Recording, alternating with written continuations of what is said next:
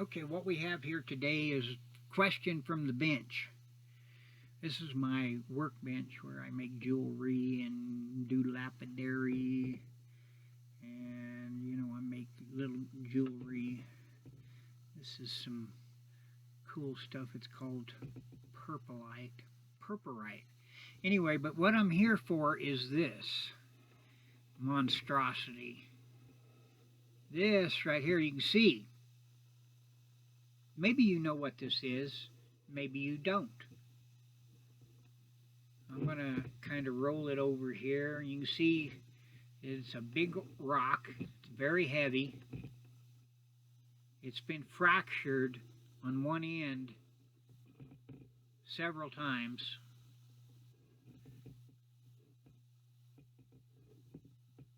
So, then when you turn it around,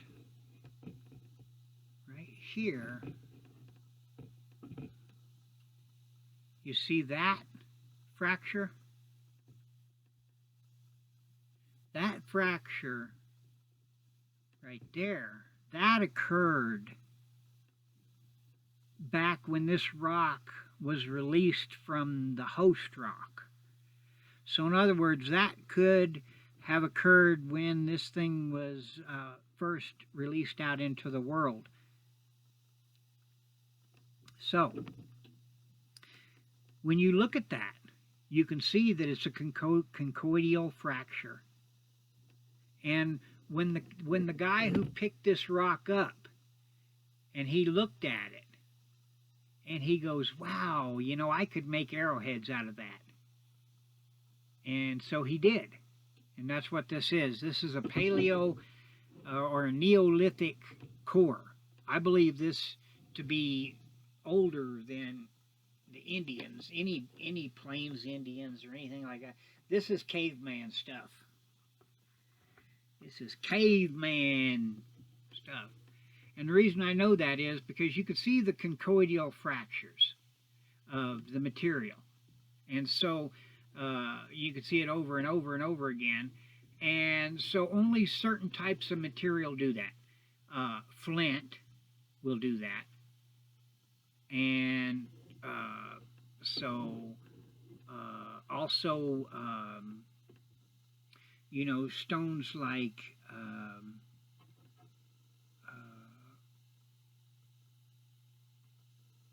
not opal, but the that other stuff. It's kind of like opal. It's the silica-based materials. This, I don't know if that is what that is. I don't know if this is what do they call that? It's a type of a quartz, and I really don't know the geology on the difference between flint and this and quartz. But I know that this stuff right here, whoops, this stuff right here is agate. And agate is some kind of small grain quartz, basically, And so, is this an agate? Because it does fracture like an agate, and the only thing is that makes it hard for me to tell is I cannot break a piece off of this because this is a piece of material that probably should be in a museum. This particular piece of material could be, billions of years old. And then it was picked up by a caveman 10 or 12,000 years ago and turned into a weapon and then dropped down on the ground. I found the core in Colorado with some other artifacts, but when I found the core, they looked like they had been brought there by somebody and put there.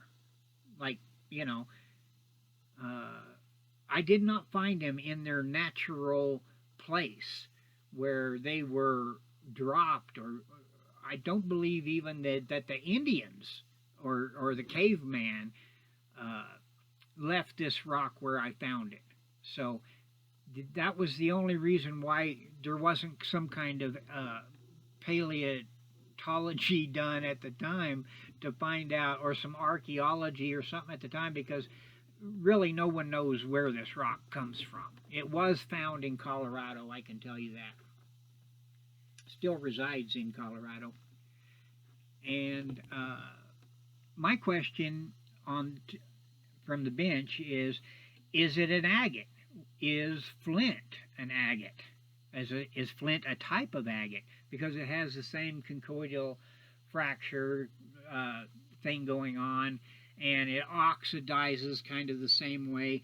And I'm going to show you right here, and you can see when I turn it right there, see how it goes from brown to green to yellow, olivine kind of a color, and then you can see the green flash across the face of that.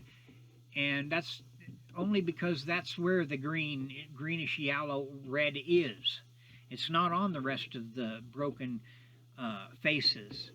And so that right there, that color right there, that has occurred in the last 10 or 12,000 years. It occurred after the rock was fractured and was left wherever it originally was left. Nobody knows. So, it's either a type of a jasper, because it does seem to have this other stuff in it. And then on the outside it has the red oxidation occurring that can only happen after, thousands and thousands of years. And then on the back end of this thing, you can see that this thing was originally fractured. Let me see, right here. Right there. I think you can see it. That right there is a chip out of the back of the Neolithic core. That is what the caveman would have seen when he picked this up off the ground. And he would have seen that conchoidal fracture, and he would have known that he could make a tool out of that thing. This right here told him when he found the miner caveman who picked this rock up and he mined this for making weapons. And right here is the evidence of that.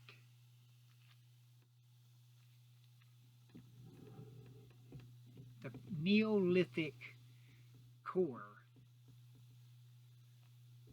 That I am probably the only person to have touched this thing in 12,000 years, I'd say. Maybe 10,000, I don't know. I'm no archaeologist, I'm no paleontologist either. And, but I dabble in rocks and lapidary and jewelry. And so I always pick up a rock that needs to be looked at. And this rock is very interesting.